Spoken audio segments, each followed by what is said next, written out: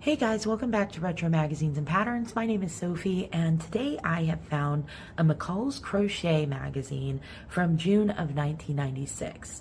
And this is a little bit summery, but there are some definite spring patterns in here that I think would kind of get us all really excited for the warmer weather coming up. So I have never really seen, I don't have a lot of these McCall's Crochet magazines. Let me know if you remember looking through these, because I really enjoyed this magazine. They had a wide variety of patterns and groupings that I really just liked. I found it really fun to look through the whole thing. So I'd like to find more of these. Let me know if you've seen these before. So the content show us that we're going to find some really cute stuff in here. Really springy, fun. So I'm excited to look through it with you guys. Okay, the first pattern that we have here is this summertime style floral cardigans. They have a pansy cardigan here.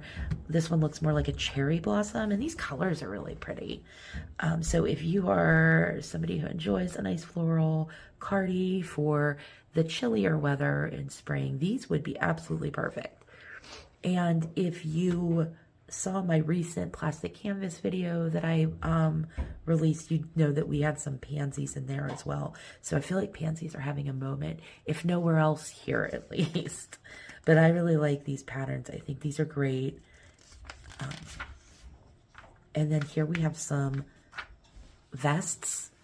And vests are another piece of clothing that I kind of feel should be making a comeback. It's been a long time since I've seen them in day-to-day fashion, so this would be a fun way to maybe try and bring that back. This one's really pretty. I like this little lace peplum, I guess you would call it, and it looks like it has some little crochet covered buttons too, so that one's really nice. So here we're going to get into wedding keepsakes, and I did flip through this a little bit, and I have to say that I don't think all of these should be maintained just for weddings. I think some of these little doodads and trinkets are really cute just for everyday gifts. So here we can see there's a nice little filet crochet runner. It looks like it has a monogram there. That would be a lovely gift, especially for a new couple with maybe their initials. You have the garter with the ribbon and the little sachets. And I love this little purse. That's such a pretty little purse. If you can look real carefully, you'll see the little pearl beads on there and the lace work. Just a little drawstring pouch, perfect for keepsakes. Now, I thought that this Afghan was really pretty. It reminds me a little bit of a decorated cake, because this cabling looks a lot like icing to me. So I really like that. The edging is like a nice crocheted edging, but it's still using that thicker, like worsted weight yarn, so it works up really thick and squishy. And this is a lovely cozy looking Afghan. And then I love these slippers. Nobody needs to be a bride to make a pair of these. They are so pretty and just really I mean, delicate, useful. They're just gorgeous. I think anybody would love to have a pair of those. I would love to have a pair of those. Okay, so here we have the Primrose Afghan, and this looks to be like a hexagon granny square style pattern. You can see down here the hexagons together, so you can get an idea of the construction. And the flower colors, I think, are gorgeous, but like I say, on almost every pattern, you could just go crazy with the color patterns. This would almost look really nice in a almost like a primary color scheme. You could have blue, red, and yellow flowers with a green like leaf and maybe a more of a cream background. That would be really pretty too. That would really add a pop of color to any room. So you have the patterns are going to start here for the Afghan. This is the Afghan here. Down here we have the pink cardigan with white flowers. That's the pattern there. And over here we have the pansy sweater. So these aren't exactly all put together in order, but I'll try to make sure to point them out for you. Here's the Pico mesh vest. and the novelty lace cotton vest. This is the one that had the cute little lacy peplum on the bottom, I believe. And that one was really cute. So here is where the wedding trinkets start. So here's the wedding cake topper. Okay, and here we have the pattern you would use to cut out for the insole of the slipper.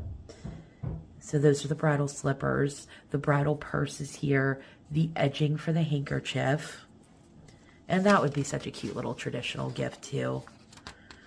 The heirloom heart sachets. And then you have the wedding heart afghan and the bridal garter there. Here is that lovely monogrammed runner, dress or scarf. And they have the whole alphabet there for you. So if that's something that you're looking for. Now it looks like they are adding some patterns to come here. So we'll get to those here in a moment, but I'll just kind of name them as we go so we don't have to flip back to this part. All of these patterns are going to be available for upload or download, sorry, on my Patreon. So if you do see anything that you're really interested in making, they're all going to be available there. Let me know if you have any issues finding them or you don't see them, anything like that. I'd be happy to go in there and make any adjustments that need to be done. But I do scan all of these in and upload them so that they're available. So that was the pattern for the booties. We have the little Bo Peep blanket here, and then the little Bo Peep layette here.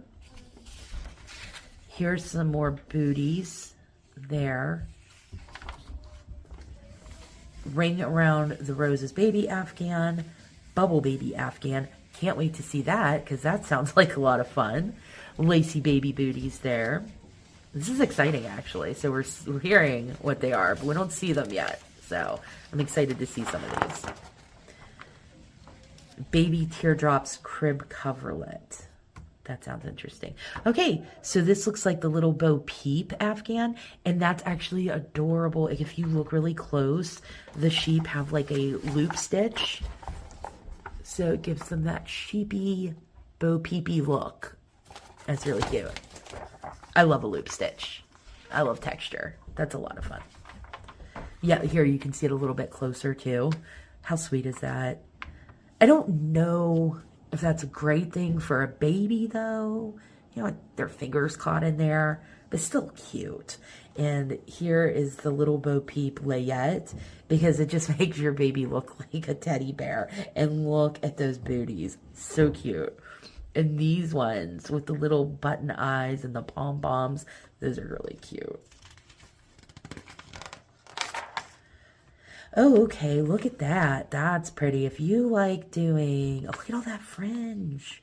Oh, and these sweet little slippers. And those are the octopus booties. Those are fun.